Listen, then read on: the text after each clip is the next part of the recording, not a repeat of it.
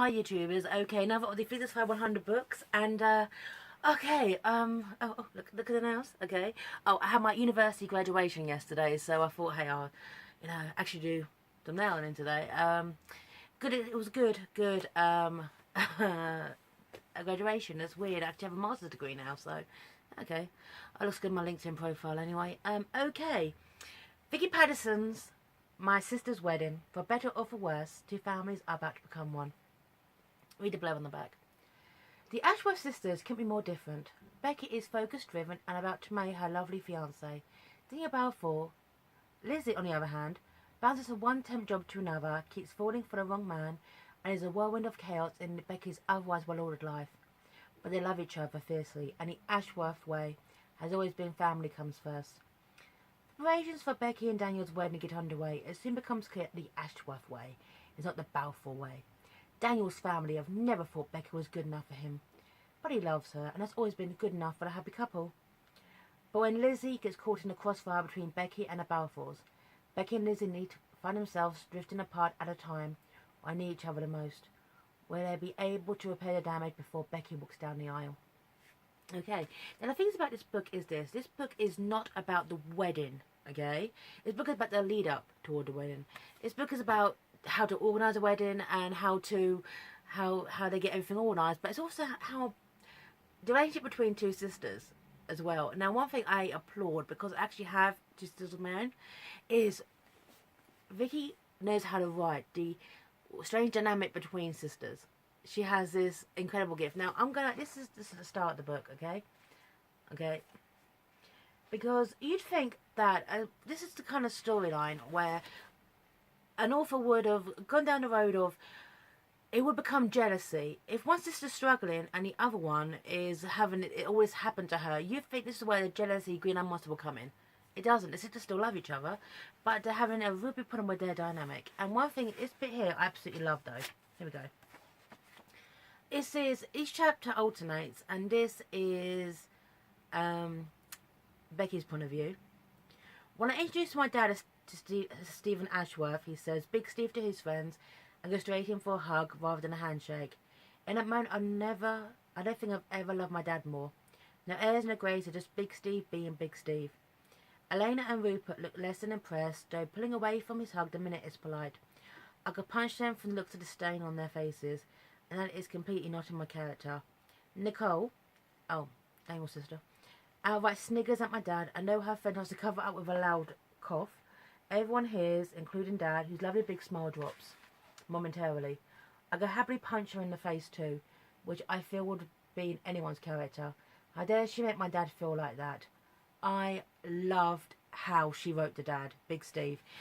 One thing I hate, being working class, I'm always aware of how authors approach the working classes. And one thing I absolutely despise is when authors treat us like we're characters in EastEnders. We're not, okay? I'm working class and I have a master's degree, okay? They treat us like, it's an element of looking down their nose at the working classes. This is one of the few books I've read so far which actually captures what it is to be working class. Working class man into the upper class. Now, one thing I like is that Becky doesn't care about the current caste system, now as her husband-to-be, but the husband's family is very kind of upstairs, downstairs, if you will, okay, or Downton Abbey, looking down their nose on the peasants kind of thing. They are kind of stereotypical. They are really, really stereotypical, okay, the Balfour family.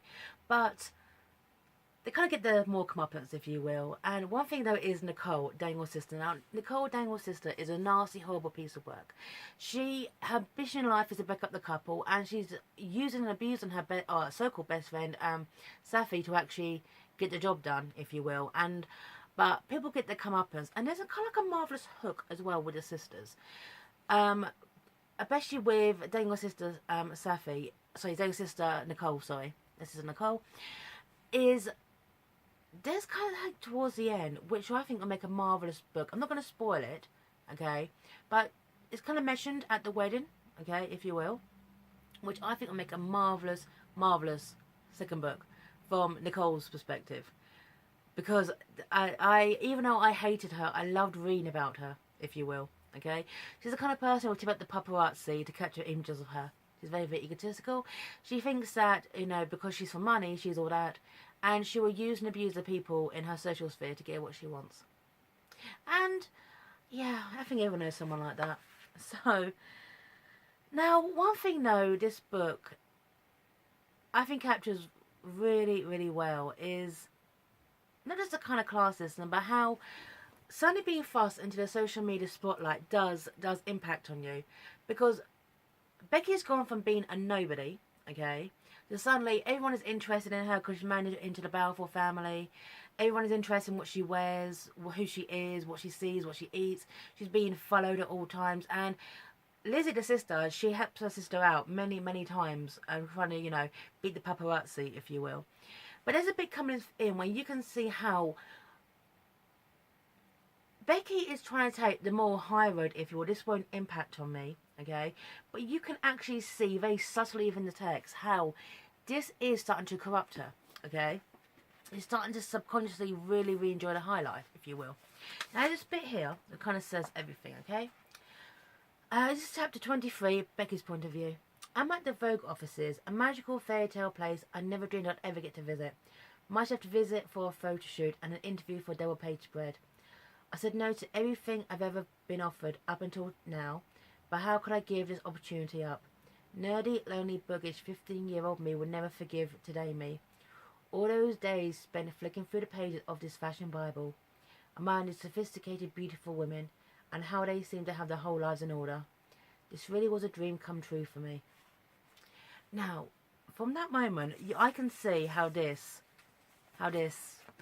has affected Becky, because Becky, being the older sister of a mother who walked out when they were very, very young, she's kind of taken on the subconscious older role of the mother, if you will. She's kind of had to keep an eye on Lizzie practically all of her life, okay? As being the older, naturally the youngest one gets a lot of attention. I'm the youngest, yes, I can testify. Being the older one, she's never had really her kind of moment in the spotlight, and she's enjoying this. But it is kind of corrupting her slightly, okay? Alright, she's been kind of used as a pawn in Nicole's game, okay? To kind of destroy the sisters, if you will, yes. And yet, maybe it's just me, but if I was invited to a photo shoot with Vogue, okay, where my sister has been harassed by the media, been cast into the role as the, you know, twisted, ugly sister, if you will, I would insist my sister come with me to the photo shoot so we can have this experience together, okay? But no, that doesn't happen. And from that moment, you can actually see how, even though Becky is taking to herself the more high road, she's been corrupted. She's neglecting her job, she's neglecting the people around her. She is kind of enjoying this gravy train. And I absolutely, really, really loved it. Now, I'm going to confess something right now. I don't often read blurbs at the author front, okay, author information. Even though I really, really enjoy this book and I do recommend it. I'm going to tell you about Vicky Pattison, okay? Right. Vicky Pattison is an English television and media personality best known for appearing in the MTV shows Geordie Shore until 2004, X on the Beach, and her own show Judge Geordie, and she won I'm a Celebrity, Get Me Out of Here. I'm going to confess here right now, I don't normally watch reality TV and I had no idea of any of this. Sorry about that, okay? I read your experiences as, I don't often read books by celebrities, if you will. And I think, as I didn't know who you were, do we have, you not have the same birthday, by the way, both 16th November. As I went in this, I viewed you as an author first, and kind of say, even though I don't know Vicky Pattison as from social media, okay, or any other show she's ever been in, I do apologise, but I don't watch this type of shows, not normally.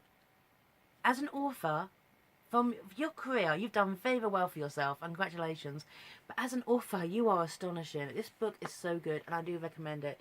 It's warm, realistic, a few nice little twists in the tale, and it's about two sisters trying to figure it all out.